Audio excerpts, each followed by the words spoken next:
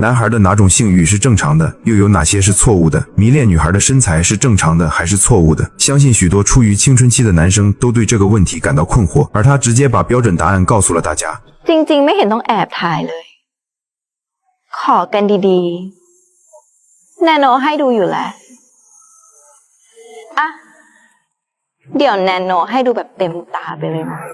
只要是正常人，多多少少都会对异性的身体感到好奇，这一点大伙儿不用觉得难为情。可偏偏这三个混账偷偷把摄像头塞进了女生的更衣室，靠偷拍来传播人家的私密照片。所以等那些照片传开以后，女生们就去找校长要个说法。可你猜猜，同样身为女人的校长碰上这种事，他是怎么说的？นี่แหละคือเหตุผลที่กระโปรงของนักเรียนหญิงทุกคนต้องยาวเลยเข่ามาถึงฝ่ามือ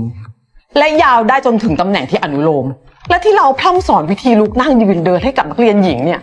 ก็เพื่อที่พวกเธอจะไม่ต้องทำตัวเองให้อับอายขายขี้หน้าแบบนี้ไง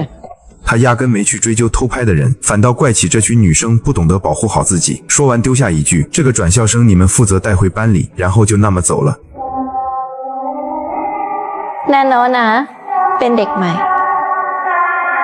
没错，转校生纳诺他又来了，也不知道是怎么回事。同学明明告诉过他，排球俱乐部里有偷拍狂，专门拍女生的私密照片，还让纳诺千万别加入排球社。可他呢，就跟没听见似的，直接以最妖娆的姿势，让所有人都把他看了个遍。就这么着，又来了个大美女之后，阿培那三个人就把歪主意打到了他身上。更要命的是，偷拍的事被新闻爆出来以后，校长火冒三丈的冲到班上，直接把被偷拍女孩的手机给没收了，还警告他说：“你要是还想在这儿接着上学，我就劝你千万别再给我惹事了。”连着这么几回碰壁，连女生自己都开始怀疑是不是自己做错了。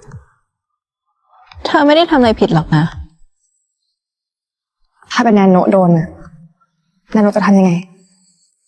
ทำตามที่ครูใหญ่บอก这句话啥意思呢？纳诺的意思很明白，就是说作为女生，你首先得把自己的隐私保护好。于是他就联合所有女生在更衣室里翻找那个摄像头，果然在那个玩偶身上，纳诺发现了这个可恶的东西。ชักสนุกแล้วสิ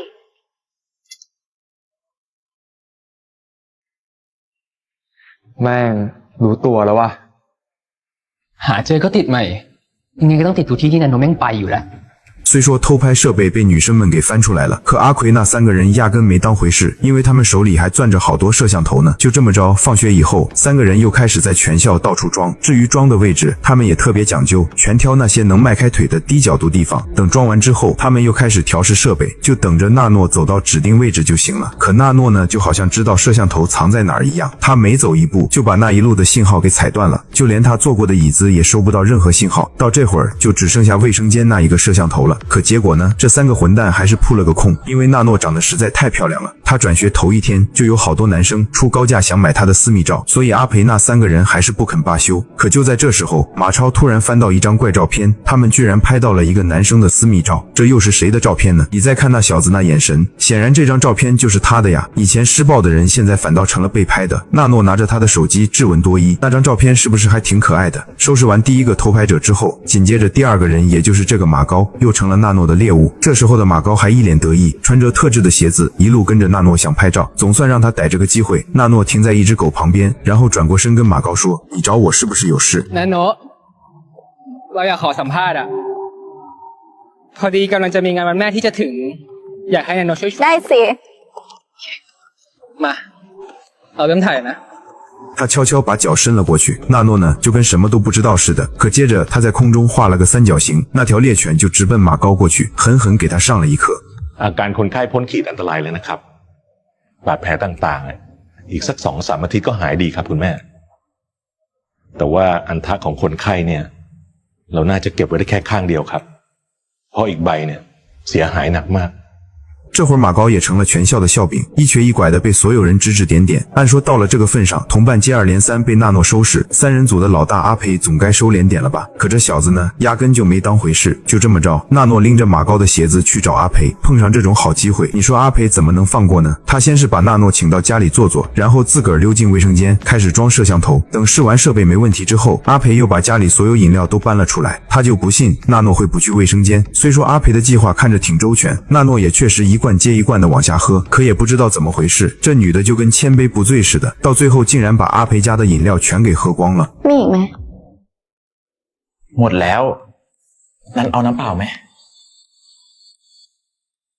แนโนไม่ชอบน้ำเปล่า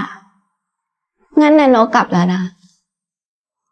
阿培还是不死心，想方设法要纳诺去上一趟厕所。可纳诺呢，就这么直接走了。眼瞅着就要到交照片的期限，阿培要是再拍不到纳诺的私密照，他在学校还怎么混得下去？既然偷拍不到，那是不是可以来硬的？ เดี๋ยวนี้ไม่ชอบแอบถ่ายกันแล้วเหรอ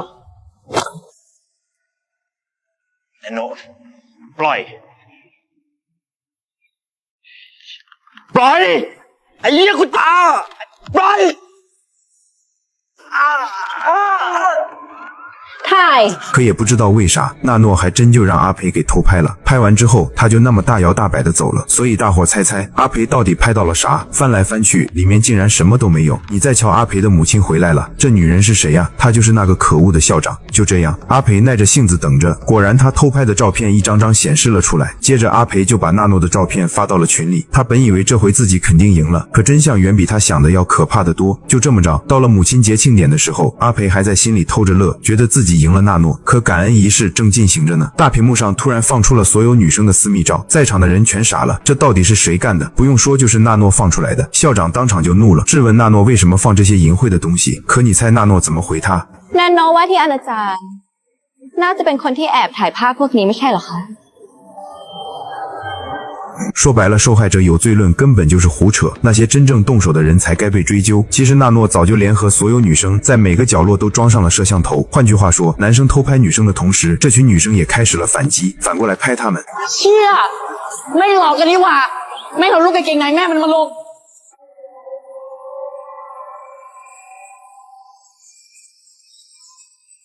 至于阿培拍纳诺的那张照片，其实拍的是那个可恶的校长本人。这下所有人都觉得自己被阿培给骗了。就在纳诺画了个三角形之后，大家全都怒气冲冲地涌上了舞台，把阿培那几个人一顿狠揍，最后把他们三个结结实实地绑了起来。其实青春期对异性感到好奇，这本身没什么错，但错就错在你们为什么要偷拍，还把那些照片到处乱传。要是真喜欢一个女生，大可以大大方方去追，而不是用这种下三滥的手段。所以纳诺最后用自己的实际行动告诉阿培那几个人，真正的喜欢应该是平等的。你们在拍我之前，起码得先客客气气地问我一声。